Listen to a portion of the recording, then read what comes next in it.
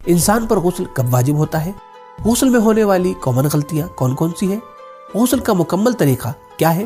انشاءاللہ اس ویڈیو میں اسے ہم دیکھنے کی کوشش کریں گے۔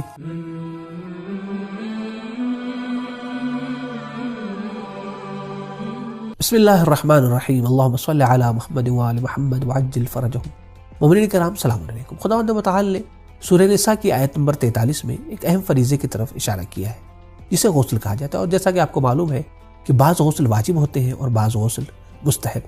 انشاءاللہ آج اس ویڈیو میں ہم غسل کے پریکٹیکل طریقے کو بیان کریں گے۔ اس پریکٹیکل طریقے سے پہلے کچھ اہم مسائل ہیں کہ جس کی طرف توجہ دینا بہت زیادہ ضروری ہے، تو آئیے چلتے ہیں اسے دیکھتے ہیں۔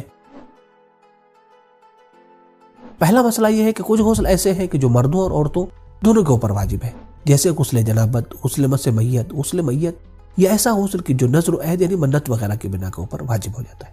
لیکن بعض غسل ایسے ہیں کہ جو صرف عورتوں کے اوپر واجب ہوتے ہیں، اور وہ ہے حیض، نفاس اور استحاضہ۔ دوسرا مسئلہ یہ ہے کہ غسل شروع کرنے سے پہلے بہتر یہ ہے کہ انسان دیکھ لے کہ اگر اس کے بدن میں کوئی نجاست لگی ہوئی ہے تو ایسی صورت میں اسے پاک کر لے، اسے صاف کر لے، پھر اس کے بعد سے واجب غسل کو انجام دے۔ اگرچہ اس سلسلے سے آیت اللہ سستانی حفظہ اللہ فرماتے ہیں غسل ترتیبی اور ارتماسی میں غسل سے پہلے پورے بدن کا پاک ہونا ضروری نہیں ہے، لہٰذا اگر کوئی انسان غسل کے ارادے سے ایسے پانی سے کہ جو نجاست سے ملنے کے بعد بھی پاک رہتا ہے، یعنی کر پانی اور جاری پانی، ایسے پانی سے غسل کر رہا ہے تو ایسی صورت میں اس کی نجاست بھی پاک ہو جائے گی اور اس کا غسل بھی صحیح رہے گا۔ لیکن ہاں، قلیل پانی میں مشکل پیش آئے گی، لہذا بہتر یہ ہے کہ قلیل پانی سے اگر غسل انسان کر رہا ہے تو پہلے نجاست کو رفع کر دے، دور کر دے، تاکہ اس کا غسل صحیح رہے اور انسان مطمئن رہے۔ لیکن اس مسئلے میں آیت اللہ خامنئی حفظہ اللہ کا فتویٰ یہ ہے غسل سے پہلے پورے بدن کا پاک ہونا ضروری نہیں ہے، لیکن ہر حصے کا غسل کی نیت سے دھونے سے پہلے اس کا پاک ہونا ضروری ہے۔ لہٰذا اگر کوئی انسان ایک ہی پانی سے اس نیت سے کہ وہ چیز پاک بھی ہو جائے، وہ حصہ پاک بھی ہو جائے اور غسل بھی ہو جائے، تو ایسی صورت میں غسل صحیح نہیں ہے۔ لیکن ہاں، اس بات کا خیال رکھنا ضروری ہے کہ جس پانی سے آپ غسل کر رہے ہیں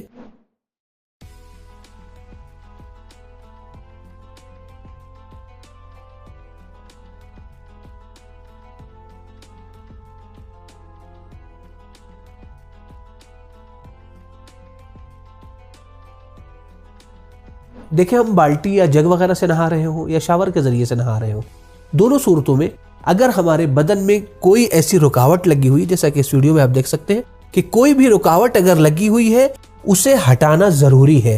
اگر ہم نے نہیں ہٹایا تو ایسی صورت میں ہمارا غسل باطل ہو جائے گا، لہذا ضروری ہے کہ اس حصے کو دھونے سے پہلے آپ اس رکاوٹ کو ہٹا دیں۔